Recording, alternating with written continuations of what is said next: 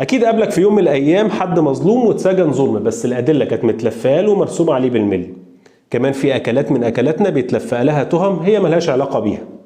انت اول ما بتيجي تعمل دايت اول حاجه بتفكر تمنعها هي البطاطس، وده لانها مربوطه في دماغك بزيت وبتحمير وبكرش. لكن الحقيقه غير كده، البطاطس ده كائن بريء ومفيد جدا. كفايه اقول لك ان البطاطس دي غنيه بالبوتاسيوم اكتر من الموز، والبوتاسيوم ده مفيد في القلب وفي الضغط.